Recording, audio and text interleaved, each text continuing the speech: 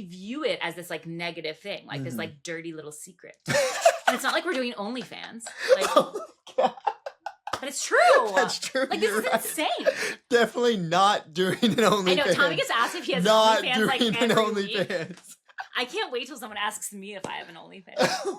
I'll really be famous then. If we're radiology, we could do only scans. Welcome to the We Are Human podcast, the podcast where we dive deep into the lives of those who work in healthcare, but do not let healthcare define them. Every episode, we bring on someone in healthcare to share their victories, their stories, but also their pitfalls, their struggles, and most importantly, the ways that they stay human outside of the hospital. Because while medicine is a big part of who we are, it's not all of who we are. Welcome to the We Are Human podcast. All right, Tyler, I am crazy excited to dive into this, but quickly before we get started, I am Tommy Martin. I'm a combined internal medicine and pediatric physician who is super passionate about health, wellness, fitness, and pretty much all things outside of medicine that help me to stay well. And my co-host right here is Tyler. Hey everybody, I'm Tyler Beauchamp. I'm a pediatric resident physician and I am a children's and young adult author. Yes, and a singer, which I recently found out. Yeah, so that one, okay, Tommy, I guess I should have shared earlier, but so I actually grew up an R&B jazz singer. That was like my thing. I come from a family of musicians, so like that was our kind of trade. But I did like big band jazz. It was super fun. And I like actually throughout med school, it was so funny. So med school was when people first found out I was a writer. It was also when people first found out that I was a singer because I didn't show anyone in college. Oh my gosh. And so I just started doing a thing in med school where every Monday I would like sing and do Tyler's tunes. And I've like tried to keep it going in residency, but we'll see. That's amazing. So, Dr. Leah, we haven't introduced you yet, but before we do, think we should put Tyler on the spot and do some Tyler tunes. Tyler, we need. Let's hear some Tyler tune. I think we have to. Oh my gosh. Okay. Okay. Well, He's I like, think okay. Our guest has to pick the song then, and then we'll just do it. Oh. Like, are there choices? Like, what kind of catalog are we working with here? I think it's way better that if you pick something and it's not even in my range, we'll just go for it. But whatever's in your head. Oh, I mean, I'm a Swiftie, so I would go for a Taylor Swift song or a Fleetwood Mac song. Okay. I think I did. Okay. What about Landslide? I was just doing that the other day. Okay. Let's hear it. Let's go. Okay. Well, I've been afraid of changing 'cause I built my life around you. Well, time makes you bolder, even children get older. I'm getting older too. Woo! No auto-tune, folks. No auto-tune present. so- that was live. My wife is not listening to this episode. Like that is not allowed. That was like Heartthrob. yeah, you're way too excited. Like that's over. Oh man, well anyway, I am so thankful we were able to do that. But now time to introduce one of my favorite people, one of my colleagues, Dr. Leah Rappaport. She's a pediatrician working as a pediatric hospitalist in a step down from the ICU. And not only that, she does a lot of things outside of medicine as well. She has a wonderful family. She's married to a plastic surgeon, and she recently started blowing up on social media. Blowing up. I don't know. I feel like that's a generous term. But anyway, Dr. Leah, welcome to the podcast. Thanks for having me. I'm excited to be here. Yeah, of course. So Dr. Leah, if you could tell our listeners just a little bit about your journey into medicine. My journey into medicine, it was a kind of a wild road. I don't even know if you know this about me, actually, Tommy. I was not pre-med. I didn't do any sort of medical anything in college. I actually was a cultural anthropology major. I was in an a cappella group. So I was a singer. Tyler! No, but I put her on the spot, Tyler. No, don't put her on the spot, Tyler. We have to. I need It's auto. done. We have to. No, We I'm have not to. doing it. Nope, we're not doing it. We're not doing it. Okay. Well, But I also worked in the college bar and ended up doing a lot of other things before deciding to go into medicine. So after college, I was a community organizer and worked on the Obama campaign in '08, which was like huge and very cool. And then I worked at a startup company and then a nonprofit. And the nonprofit that I worked at actually was in Boston, and it was called the Medical Legal Partnership. So it was an organization that worked with doctors and lawyers to advocate for children. And they sort of realized in low income areas that when you had children who had a lot of health issues, like asthma, for example, sometimes they didn't need another prescription for another inhaler. They actually needed a lawyer to help them get out of like an asbestos run apartment or a place with tons of dust or getting food stamps. And so they actually worked together as like kind of a coalition. I was their program coordinator, originally thinking I wanted to be a lawyer because I was working in politics beforehand. And then saw how cool the doctors were, specifically the pediatricians, and decided to go back to school. So I did a post-bac, didn't take the MCAT, which is kind of a shocker to a lot of med students and people in medicine, and then went to Brown Med, and the rest was history. Wow, and here we are. And here we are. Wow, didn't take the MCAT. Did not take the MCAT. People don't believe me when I tell them that, but That's I did something crazy. called I did something called a post-bac. So we basically did all pre-med in 1 year at Bryn Mawr. There was like 60 of us. And so we did chemistry, lab, and like lecture in 2 months in the summer. And then we did bio, physics, orgo, and I'm forgetting something else. Oh, calculus, all through the year with lab. So it was really intense. It was like harder than med school, for sure. I think if you help Obama get elected, you don't have to take the MCAT. I think I read that. There is that Admittance. rule. Yeah. No, actually, there is this hilarious thing where like people talk about residency. I'm like, but like, have you worked on campaigns? Like, Yeah. we live on like old coffee and a dream on campaigns. So like, residency is not that crazy. Oh my gosh, that is so. It feels like you've had so many lives before getting to medicine. It's because I'm 40. I'm older than you babies. I have had so many lives. So out of all of those things that you've done, did any of them, was there like one of them that you were like, this profoundly shaped me into becoming a doctor, or this was the moment that like that, catapulted me into medicine?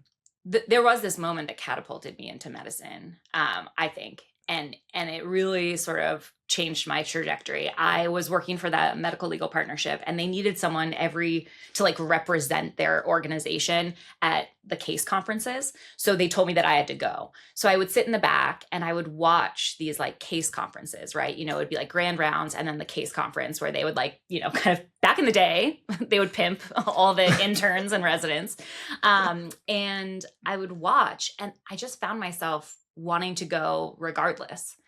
And I was like, this feels weird because like I'm not a science person. Like in my narrative, I didn't do science. Like I was never a science person. I was never good at math, etc. And I was walking out one day and the chair of the peds department came up and was like, who are you? And I was like, oh, I'm the program coordinator for this program that you probably don't even know. And I was like, yeah, but I'm really enjoying this. He was like, you should go to med school. And I was like, oh no, I can't. And he literally looked at me and he was like, you can. Just like deadpan. And I was like, I can. And I was like, free will exists. And so I didn't tell anyone. And I didn't tell anyone, but I signed up for like a bio night class just to be like, can I even do science? And I got an A, and I didn't tell anyone. I just was going at night and paid like a couple $100s to go at the time. It was at a community college, and got an A, and then started asking for help. Wow. Yeah. That's insane. It is kind of insane. Like now that I'm saying it, it's insane. But like, Do you come from medicine? Is anyone in your family in medicine? really great question. My dad is a pediatrician. Okay. So you would think that like being exposed to medicine, like I would be like, oh, that'd be something that I was interested in, except for not at all. It almost deterred me from medicine. And I know that sounds crazy. Like he's a great pediatrician. He's like he's a published, very prolific. And I just didn't see a lot of myself academically like him. Like I was not just like a straight A student in school. I had a lot of interests. I did sports. I did theater. I did Wait, music. you did sports? Yeah. Not the. Tommy's gonna make this. Tommy's gonna make Tommy? you sing and do push-ups on this podcast No. at some point. Wait, Tommy, I'm so sorry. he's I was such not. a hater. I played soccer and lacrosse. My lacrosse team was like regional champs. I didn't do anything in Wow. college. This was high school. I thought I knew you so well. Well, he always is like talking to me about fitness stuff, and I'm like, shut up, la la la la la. Can you say shut up on this podcast? You can you say don't- shut up on this podcast? I don't know the rules. We are human. Tommy tells me to podcast. shut up all the time. It's fine. Okay, great. Oh, yeah, every episode. But yeah, Wow, that is insane. out of all that story, the only thing Tommy gleaned was like, you do Sports. sports. Yeah, that's what I was about to say. He was like, It's fitness, Obama, whatever. But you music, theater, cultural change, poverty. But, like, He's how much do you live? sports. Wait, what's your bench press? No, I don't. No. So no, but what you said I think is so profoundly impactful because I think so many people, if they didn't go like straight through medicine, just feel like they can't do it or that Yeah. they just aren't able to. So what's advice that you'd give to people that are like thinking about doing medicine as a second career or just afraid to go into it? I have a really hot take, and I don't know like your guys' background, but like I actually think those of us who come to it late are better physicians in a lot of ways because, Oh. and I don't mean better. I Throwing do shade. Think, no, a little Throwing shade, but no, but I think that it's like a little bit of a superpower, a hidden superpower, right? Like because we're choosing to do it when we go through residency, when we go through the harder things, it was a choice we made. And I think the people who have been on that track for so long sort of get lost in the shuffle and sometimes like wish that they lived their life a little bit. But like I lived a full life. Like I did the crazy early 20s stuff, like with minimal responsibility. And by the way, for me, it was boring. Like I didn't find the joy that I find now in my career. And I saw that really distinctly at Brown. Brown has this incredible program called the PLME program. We call them PLEMEs, but they basically went straight through and like get admitted at 18 to be A doctor. a doctor. Yeah. Yeah. And you just saw such a distinct difference. Some of them are like close friends of mine, but you saw such a distinct difference how they were approaching med school, how they were approaching residency applications, rotations. Like I had already been a professional. Like I had already had like intense feedback and intense interpersonal things. Yeah. And so I think it just gave me a leg up, frankly. And I always tell people like we need more diversity in medicine anyway. And that means like racial, socioeconomic, but also like experience, gender, like all of that. And I think it's a big thing to overcome, but I did it.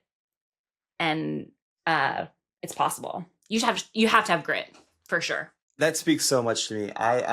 So I've shared on this podcast that I certainly don't come from medicine. And going into college, the last thing on my mind that I wanted to do was medicine because of my experiences as a patient growing up. I was like tossed around research clinics for the greater part of my childhood. And so like that was just a very negative deterrent. But going into college, I tried everything under the sun except medicine. And I was this close my sophomore year to dropping out of college to go screenwrite out west. And the last thing I told myself I needed to at least try the one thing I'd been putting off so that way I'd have no regrets. And it was a total God moment once I actually saw the other side of the curtain. But to your point, like, you know, I started late, so to speak, on the track mentally, even though it's not late. Like I didn't have a whole like career before medicine, but I do believe. No. I'm kidding. You are 40. I know. It's so old. That being said, I saw a picture of me because I'm just starting second year residency. I saw a picture of me the first day of intern year to now, and that is definitely at least 30 years ago. There's no way that I have aged that much in 1 year. But like going into med school with that mentality and like my experiences were majorly in the arts and the humanities, definitely stuck out like a sore thumb as far as, you know, I felt fish out of water. And I think long term, it was really helpful because there's so much of the process that I felt I had to question that like, wait, why are we thinking it this way? Or why are we doing it this way? And a lot of it was because people say, oh, this is just like the way it's been done. And if you're not in that system or if you're not exposed to that system, having that mentality of questioning things and coming at a different angle, like that's pretty beneficial in the long run because that's what you're supposed to do as a physician. Totally. And I definitely learned, I learned that the hard way too, a little bit. Like I question everything. And I think, you know, the trust but verify type concept was like ingrained in me, even like as an organizer, even younger, you know? So I think coming into that with medicine was definitely unique compared to some of my like cohort that were just like, yes, please, may Yeah. I have another, you know? And it's a dark place if you don't have sort of like agency, especially during residency, you know? Yeah, definitely. And so, Leah, you had a very large and successful life before medicine, and now you have your life in medicine. And we hear a lot about burnout in medicine. How do you think you've prevented that while maintaining your life outside of medicine? First of all, I think we need to do a lot more about understanding why burnout is happening. I think like we talk about it a lot and it happens to so many people, but I think we haven't like gleaned enough why and how and what sort of things can actually impact and prevent it. I think the biggest thing that allowed me to sort of stave off burnout as much as possible is building community. I think that I really see burnout worse now after COVID than before in some ways, because when I was a resident, not to be like back in my day, It but was a while ago. I know, like when you guys were babies, I was a resident. And like, I swear to you, after every night, after every shift, there was someone at like the local brewery or getting burgers that you could go meet up with. And you could either like talk about your shitty day, or you could make jokes, or you could make fun of like a scary attending. Like there was a way to build that community that wasn't just in the walls of the hospital. And I think when COVID happened and when all these things sort of like broke that down a bit, I think it was really hard for people in residency and in training programs to have that sense of community outside of the hospital. And maybe that's coming back a lot more. I don't know. But like there used to be like every Friday, everyone from my residency program would be at this brewery, like without a doubt. And you could go without texting anyone. Like you would just see people. And that was a Right. community when it's a really lonely time in residency, I think, because you're all doing different shifts and all everywhere. Yeah, and so Tyler, you're in residency right now. Would you Yeah. say that like that's something that you guys do? I know when I was in residency, I felt the exact same way. Pre-COVID, we were out all the time together. And then during COVID, we weren't allowed to be out anywhere. And I think even now, it just kind of has stuck. What about like your community that you have in residency? This is so wild that this is coming up today, because just last night I was having this conversation with my two best friends in the program with me. And yeah, well, like I'll say we're like not having the best of time right now, certainly in the PICU, and someone else is in Start. ED nights. Yeah. And North Carolina was hit with a very smaller version of the flooding of Texas, but like this past week, as far as trauma calls and flooding in the area has been pretty bad. But yeah, we were just like the three of us were talking about how are we going to do this for 2 more years or for life, and it's just how are we possibly going to get through all of this? And we just started going off on some experiences, and one of my friends just kind of stopped us and goes, "Well, this is it. This is how we get through it. What we're doing right now." And that's what kind of separates those that can stay in versus not, is the fact that we found each other. And truly, these people have become like my second family. The other night, one of them was going through a really rough time, and without even questioning it, we just all went to their house like unannounced, walked in and made sure they were okay. And they've done the same for me, vice versa.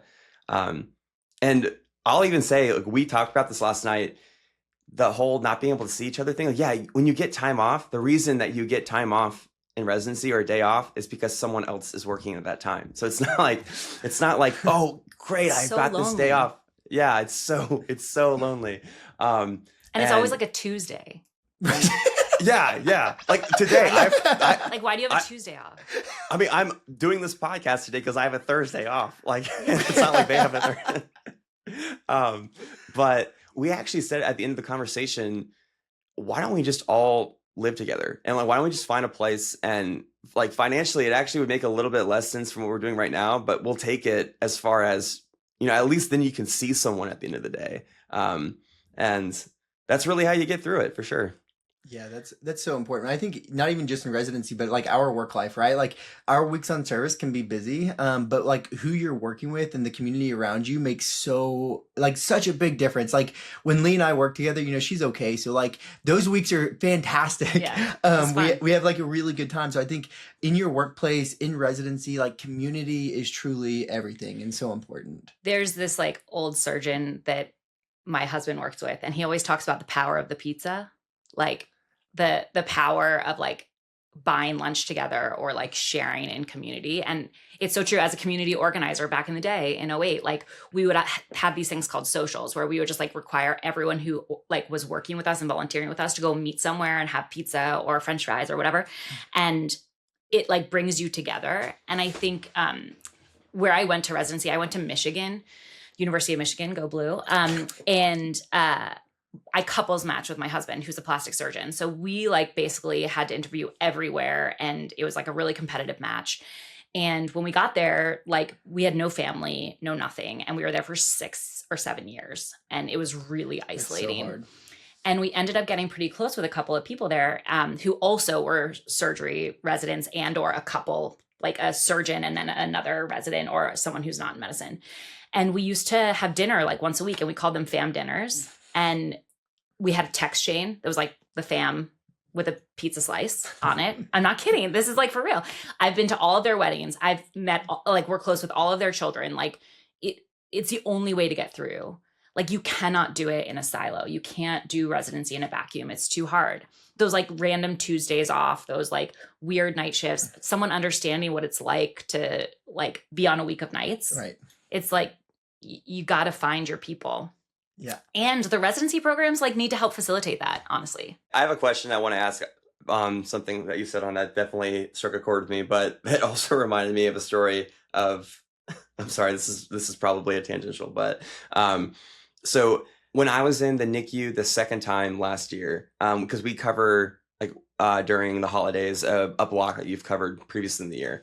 We were so not okay being in the NICU on Christmas. And my answer to keeping spirits alive was to go broke on Amazon. And I figured that if I sorry, we have this workroom off to the side, and it's this very like dark workroom, the NICU. And I was like, wait, why don't we just liven it up? And so me and the other residents, it would be like, oh, what if we got like this light bulb thing, buy it. Like there was no hesitation. And then the next day it was, oh, you know those floodlights that you put at the front of the house outside and they like shine snowflakes on? Buy it. Yeah. I bought a floodlight for the room. This like little 10 by 5 foot room. They're like, oh, I love that. We should get this like ducky advent calendar that everyone can buy. Like there was no hesitation. Yeah. And by the end, I probably spent like close to $500 by the end of this month in the NICU. And now the workroom is elite. Like now it looks great, but it was just so I had something to have open every day.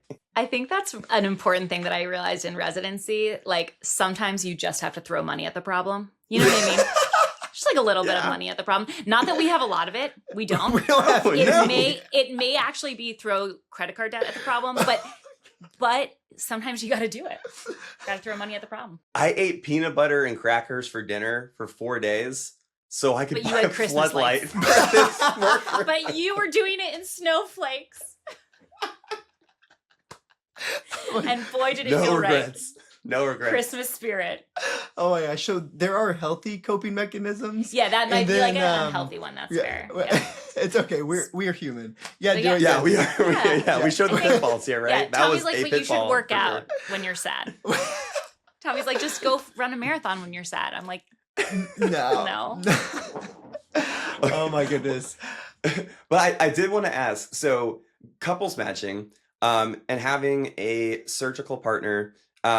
So me, single, going through dating life in residency. Oh, he's single. Wait, by the way. He's single with that voice of an angel. Can sing, attractive, an author. Yeah. Oh my gosh. Is a human. So if anybody's interested, just shoot us an email. We'll take care of it. We'll do a setup. Do some blind dates. I'm a matchmaker. Tyler. Are you now? Okay, I'm glad we finally got you on as a guest. Look, he's like actually blushing. I know. Sorry. I can't even remember what my question is now. No, okay. It was so some people say like, oh, Tyler, you should date outside of medicine. That way it's easier for you to have, that schedule that's more of being able to make it in versus, oh, you should definitely date someone in medicine because they get it. What was your experience going in for couples matching especially in a surgical program? Like, did y'all have a lot of time that overlapped? Like, were you able to get any time? Because I feel like residency, they do a really good job of making sure, like we said, you have this Thursday on, so everyone has that Thursday off.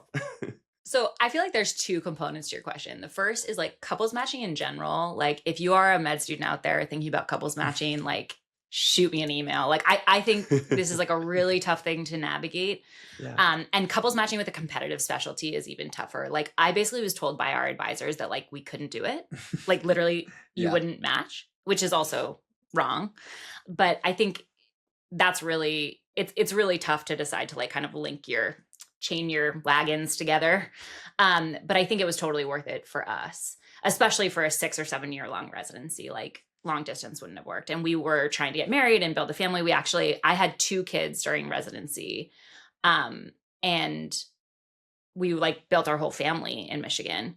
But in terms of the question of 2 residents together in residency, I think it was very difficult and very isolating in a lot of ways. But Vic and I both have like prioritized each other and our family. And he's like a spectacular surgeon who would do his surgery shifts, but then like make it home. Like there was no dilly dallying, like he would push to get home and see his newborn baby, or like push to switch a shift so that he could do like the family thing that we were doing. He was a spectacular dad and always prioritized that. Moral of the story is I think that he just really, it's part of just his character too, where he just prioritizes family even now, like so much. And he's an attending, like he lives the life as a plastic surgery, like cosmetic aesthetic attending. Like he's in private practice, so he works good hours, he like does his own thing, and he's really happy. Like we made it through the darkness. But even when it was really intense, he prioritized really good training, really good patient care, and then like making it home to family, which I sort of took for granted, I think, until I started to see like other families and how that played out. And I feel really lucky. Yeah, and I would agree. I think, in residency, it was extremely challenging because Phoebe and I, we both couples matched as well. But something I wanted to touch on that you had mentioned is you had 2 kids in residency. Yeah. So Phoebe and I had 1 child in residency. The hard part about that as a family, and would love to hear what you guys did, but so Phoebe and I made the decision that she would take maternity leave, okay, for 3 months, and then I would take paternity leave for 3 months so that we'd have 6 months where Oliver was with us, right? But what that meant was 3 months of Phoebe alone at home during COVID by herself. I was in the ICU working nonstop. Gives me the shivers. And I just don't think people understand how isolating and how alone having children in medicine could be. What was your guys' situation like? Very dark. Yeah. I don't have anything else to say. So first of all, again, this was a while ago, but my husband had no paternity leave. So he was in the hospital with me as I delivered my son. I have a now almost 7-year-old and almost 4-year-old. So 7 years ago, I delivered my son, and he was there for 2 nights and then stayed an extra day at home, which was like kind of annoying to his residency program at the time. Well, actually, they would say it wasn't annoying, but he ended up needing to go back and work, and then was on nights. Oh my God. Which was so dark. So he was on nights for a month. So for the first 4 weeks of my son's life, he was not at home, and then would have to come home and was working all night long and would come home and have to sleep during the day. So I was just like a zombie. And I really struggled. And I talk about this a lot on like my social media, but I struggled with significant postpartum depression, had a lot of complications with the delivery. And then on top of that was alone in Ann Arbor, no family. His family's from California. My family's from Boston. Like it was just really, really isolating. I do think that having a baby and growing your family is hard no matter what you do. Mm-hmm. And I think in medicine, if you're both trainees, it's extra hard. I do think that programs are working really, really hard to try and give paternity leave and maternity leave in ways that make sense. They're trying to add more time. But if you want to get me on a soapbox, I can talk about maternity leaves and breastfeeding policies and pregnancy policies in residency forever. But there's a lot of reform that needs to happen. And so much. We need to work a lot better at residents having families, because we know that it's hard enough to have kids in general, and to do it in this environment is really difficult. Our friend that we had on the podcast earlier, Laura Votter, she speaks a lot about how she would kind of hide her pregnancy during fourth year, for one thing, at the time, because she was worried that that would be seen as a deterrent to be to match, which is just absolutely absurd. That's even something that we would have to think about in this field, but like very real. There's many physicians that I know we all know that felt like, oh, if I get pregnant at this time, either going into residency or during residency, like how is this going to affect my career, which is awful and very ironic in the field of healthcare and in helping people. A friend of mine who just started residency, she's very open about this too, so I'm not just like throwing her under the bus. She and her husband, she's pregnant with her first child. She just matched, and she was sharing these stories of like leading up into just kicking off residency as an intern, and she was bombarded with DMs and comments about people saying like, that's so unfair of you to do this to your incoming class. Like how inconsiderate of you, like to know that this is going to be something and it's just absolutely absurd that people like, that's where people's mind jumps to for something that's so beautiful. Yeah, things like that. I mean, it literally like makes my blood boil. Because like, I mean, that's the whole reason why we're doing this podcast, right? Is because like we are not a machine designed to only do medicine. Like each one of us in medical programs, like we are human and we have life outside of medicine. And it's that life outside of medicine that helps us thrive in medicine. And if people try to rid us of that, it's going to make us resent and hate medicine. And medicine is so special of a career. And it's such an honor to be honor and privilege to be a physician that we shouldn't have to resent it because people think that we should be machines that only do medicine. Like it's insane. Yeah. I think it's really hard.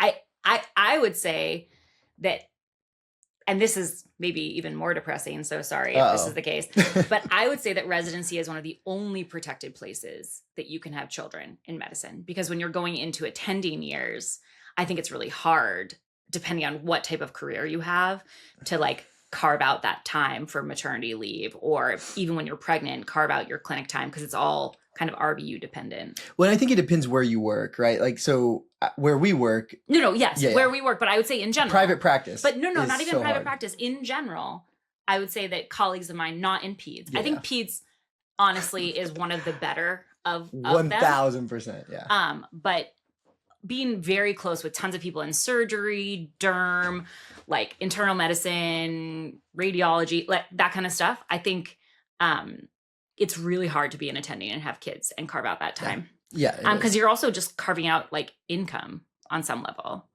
And so I think it's almost like a catch-22 in a lot of ways, but you got to do what you got to do. Yeah. So we had a child since residency with my wife and I both being attendings. And so part of our thought process was, how much time can Phoebe take off, which we are pre-adoptive parents. So she didn't go through the pregnancy process, but you still take paternity, maternity leave. But it was, how much time can Phoebe take off being in private practice, and how many months can we go without income during that time period of her taking time off? And then the other burden for her is, well, is it fair to my patients? Like, Right. Is it fair that I don't see my patients at their 1-year-old checkup if I'm out?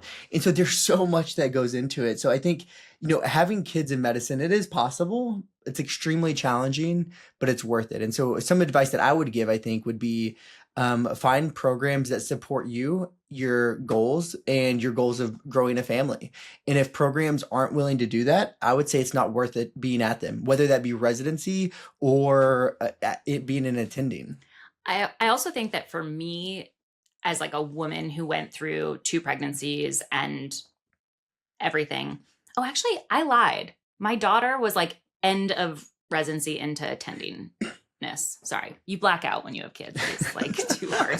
Yeah, time's not real. Please. But what I would say is that having a community of other parents is also really important. Sorry that I keep hounding on the community, but I think it's so important. Like, I didn't know what I was going to do for childcare. Like, I didn't know how to like balance X, Y, and Z. Like, it's totally overwhelming. And I think finding those resources, it might not be in your residency program. It might not be whatever, but like on social media Yeah. or in any way, try and find those resources and try and to find those people who like can give you those helping hands. Cause Yeah. I think it's hard. Yeah, so Tyler and I, we will never understand the struggles that mothers go through, like having a child. And some of our listeners may not be in medicine as well.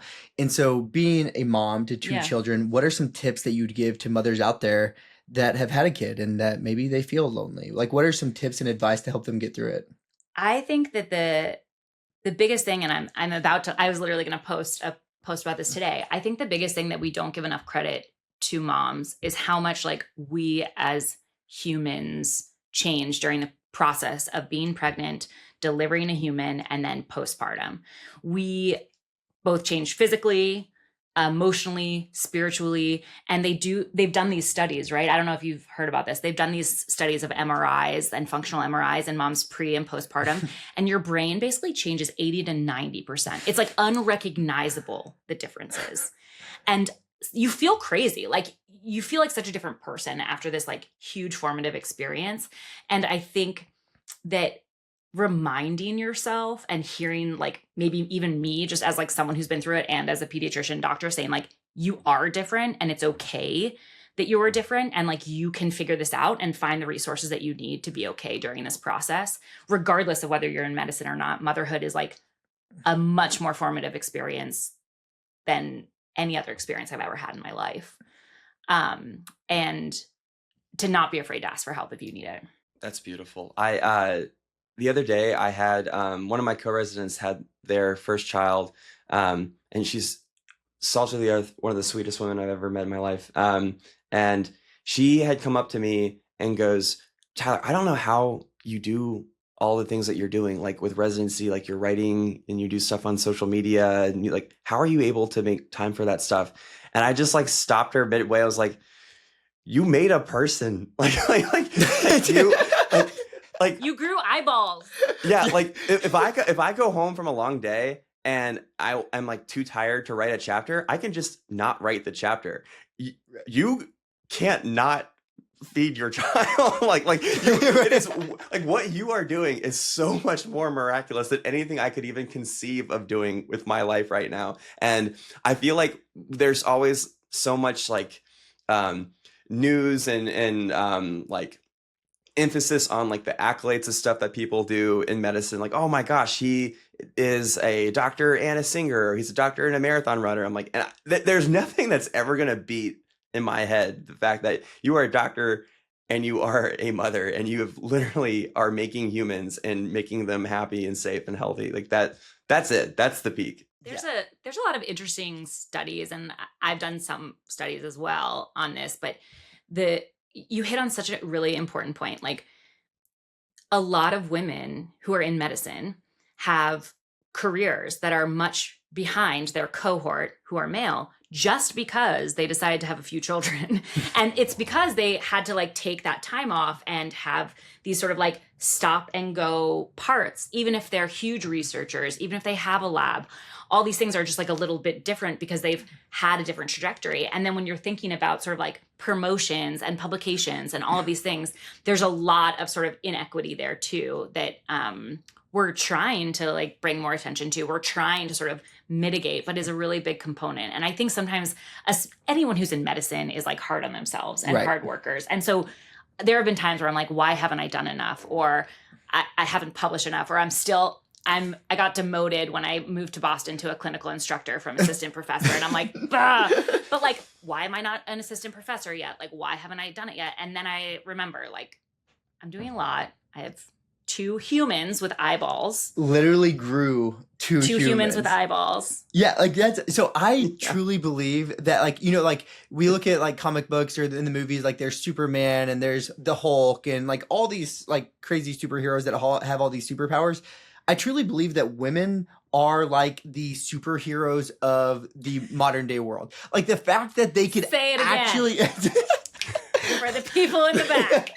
the fact that they could literally grow a human, like, and I'm a doctor and I have 2 kids, but it like blows my mind. Yeah. Like that they actually do that. Not only do they do that, they carry on living every day. They work a job. Like we've had nurse practitioners be 8 months pregnant, still working. Like they've literally grew an entire human and they're still showing up to work every day. Oh, I mean, talk to a resident. Right. Like- A resident working 80 hours a week. Actually, they're working like 100, I don't even know how many hours, because they're literally working every single day, growing this human inside of them, and then working an 80-hour work week. Yeah. Literally superheroes of the world. I mean, I agree. Yeah. I'm in the PICU right now, right? And we had one of our pulmonary fellows who I think she's 6-7 months pregnant. But she comes by because we have had a pretty unfortunate case, and she's like giving advice to the room. She's like helping us adjust ventilator settings. She steps away for a second because she got some like, kicking. Hold on, I'm uncomfortable. Hold on. All right, let me come back in. And then like going back to directing the room. And afterwards, I just go up to her. I'm like, Sydney, that's the most badass thing I think I've ever seen in my life. like how? Right. I don't know how you are doing what you are doing right now. It's crazy. It is truly, truly remarkable. And then even after the pregnancy is the parenthood part of it. Yeah.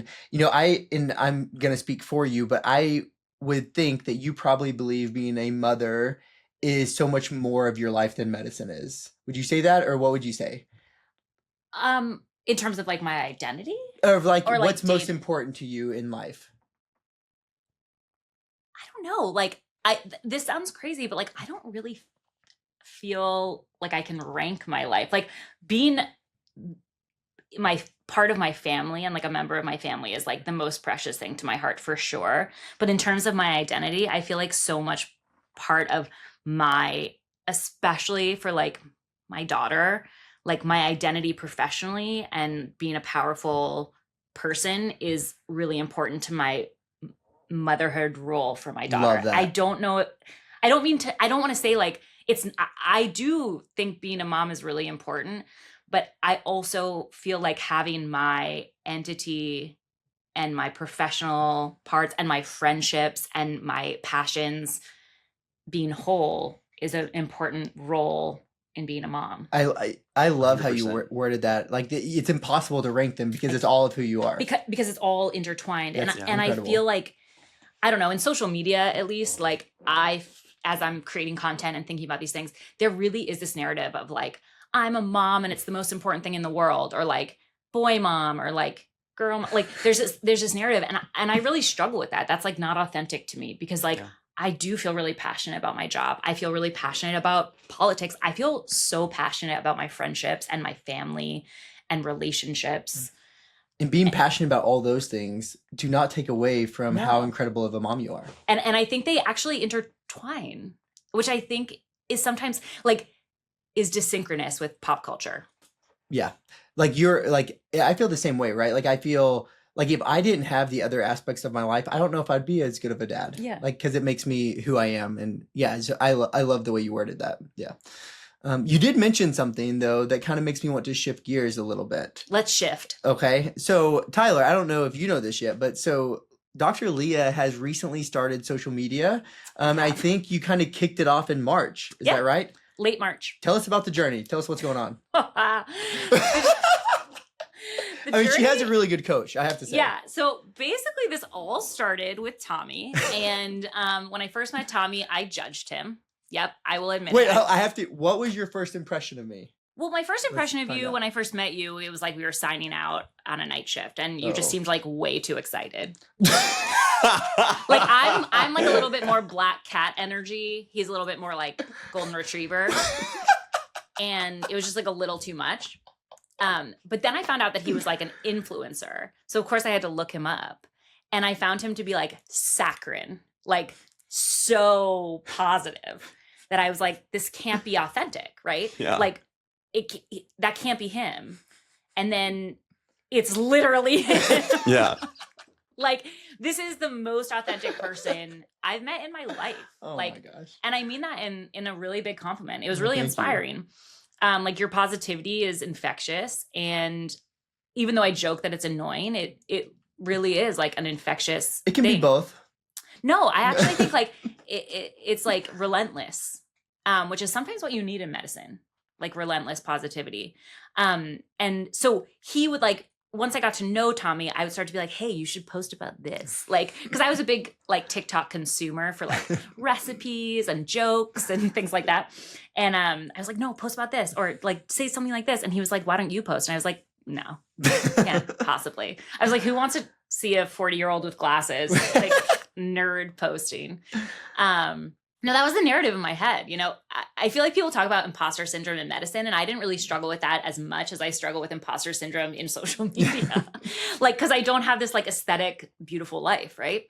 And he just like pushed and pushed and pushed. And finally he was just like, just do it. And he like taught me how to do like the technological stuff, because I'm functionally a boomer in terms of 100% like, a he's boomer. so annoyed with me sometimes. I'm like, but how do you do this? And he's like, I don't understand what you're even asking. She's like, how do you add text to your video? Like, Like, oh my me. gosh. I that was me.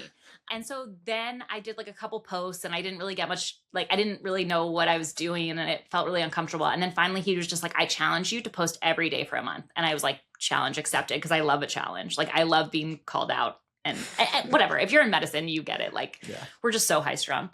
And so then I started doing it, and I started getting like messages from people being like, that really like meant a lot to me. And I really liked how you shared that part of yourself, or I learned so much from this little video. And since then, I've started to like try and figure out my voice. And it's been so rewarding. I texted Tommy about this one day randomly, where I was just like, I didn't realize that this would be for me. You know, like, I thought that I was going to do this and see how it goes, and like maybe get a PR package. I'm still waiting for PR. I'm open to it. Any listeners, PR. I would like any package assigned to me that is something, an item that is free. But it's been so personally rewarding. So I think something that one of the messages you sent me is I didn't realize how much I needed this. Yeah. Yeah. And I think it was because, and I'm speaking for you and I shouldn't, but I think it's allowed you to have a voice and amplify it and feel like you're making a big difference. Yeah. Yeah. And there's this weird thing, and this is going to sound like I'm some hippy dippy spiritual person, but the synergy of my life experience coming to play in social media right now is really interesting to me. Like, my political background, my cultural anthropology background, my background as a mom and as a woman, and medicine, and frankly, my theater background of not being shy of a camera, like, together being able to talk about things that matter to me, it feels pretty cool, and I'm enjoying it. So it's kind of crazy. Yeah. Crazy and awesome. Yeah.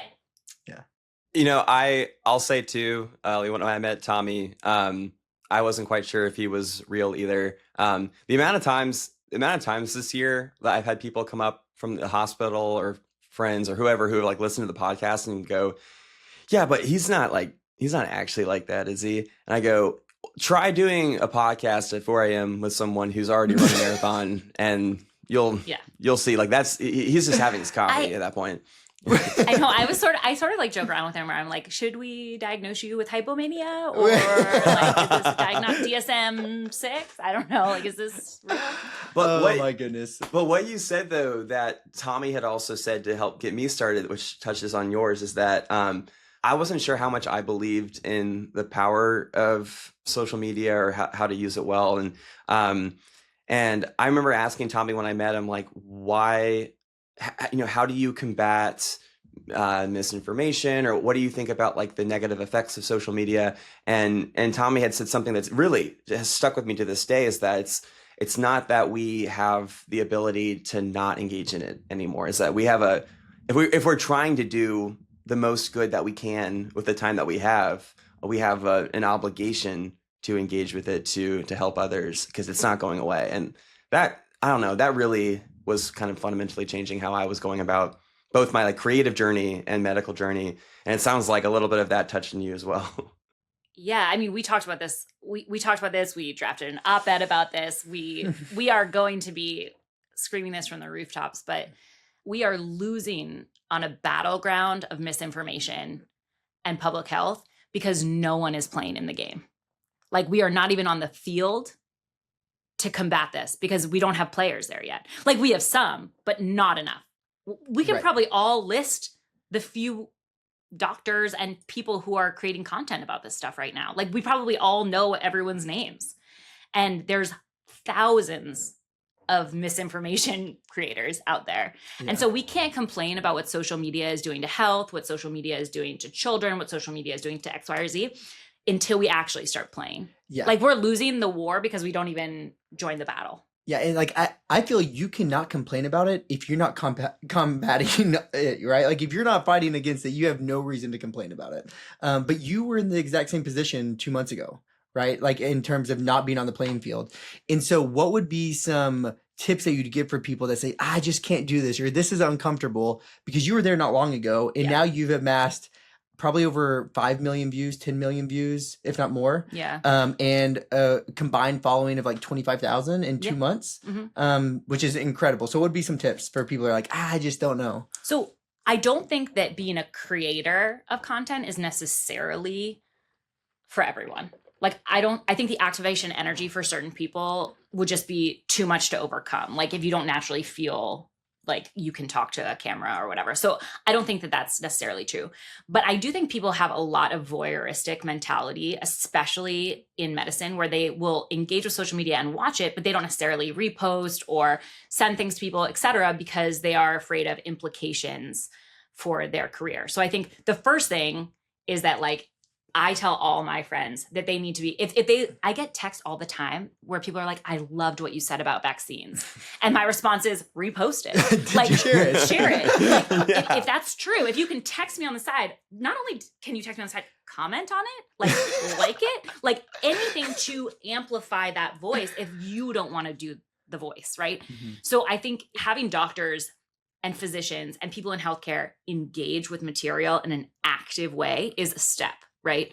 And not be afraid to have a footprint on social media. The bigger thing, though, and we've been talking about this, is trying to do some like research and engage about social media of why academic medicine is so anti.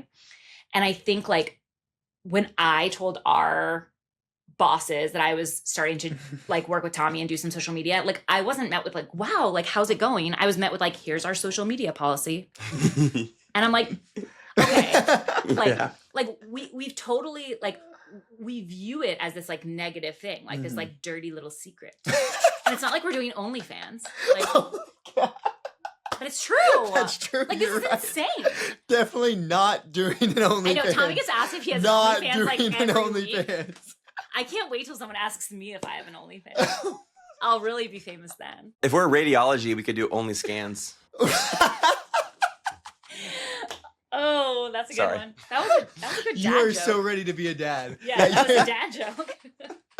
Oh my gosh. No, I agree completely with you, Leah. I think we have to change the culture. It's not a dirty little secret that physicians are on social media. It's extremely needed, and we have to be out there. We have to be on the playing field. And we have to teach people how to do it in like evidence-based way. So like, there is an entire population of people who are active on social media coming up into medicine. They're med students, pre-med, et cetera, and they've lived in social media. So how do we work on training, engaging, and educating them on how to do it in a way that makes sense? Not that they wouldn't do it that way on their own, but I'm just saying, like, how do we create a curriculum around that? Because if we do believe that it should be part of our role as advocates in medicine. Which we're going to do. Which we're going to do, basically. We're going to do, yeah. So, like, this is just a preview for like our future research. Yeah. Oh, man. Well, Dr. Leah, it has been incredible having you on the podcast. So fun. Yeah, you are such an inspiration to me, and I know you're my colleague, but I look up to you a ton, and I'm just so grateful to have you as a friend and a colleague, and now a colleague on social media as well, stopping the spread of misinformation. Yeah. We usually ask our participants. Oh, is this like a quiz about a dinosaur or something? Oh man, we could have done Pokemon. I specifically, when Tommy was asking me, he was like, "Do you want to come on the podcast?" I was like, "I can't do a Pokemon quiz. Like, I can't do like a muscle thing. Like, it's too stressful." No, I think you just have to sing. Yeah, you just have to sing. No, I'm not singing. Yeah. All I was going to ask you is, what does it mean to you that, being human, what does it mean to you to keep your humanity in medicine? Oh, that's a tough question. Should have prepared. Oh? What does it mean to stay human in medicine? I think just our human experience is so multifactorial, and not one of us is just one item. And to remind ourselves that the human experience can be messy and hard and difficult and beautiful and fun all at the same time. And we aren't just one thing. And every single kind of factual part of us informs another. And if you ignore one, then you're all are suffering. So be sure to bring up all parts of you as human. Amen. I love that. It was honestly, thank you so much for coming on. It was such an honor to be able to meet you too. And I have so many questions about pediatrics and more that we definitely have to connect after this. Oh, please. Would love it. Yeah, that would be great. And then also for us to do our duet at some point. Not after your showing, but I will find you a wife. Yes. Okay, I'm husband. also pro I don't know your that, vibe. But yeah, I'm down. I hear you're a good matchmaker, so let's do it. I have a few weddings under my belt. All right. See, we don't need an MCAT. We need getting Obama elected and matchmaker of the year. I think that's all we need to do. There you are. But no, thank you so much for coming on. Everybody, you can find this episode and other episodes like this brought to you by the Hippocratic Collective. That is the hippocratic-collective.com. Until next time, everybody, stay happy, stay healthy, and stay human.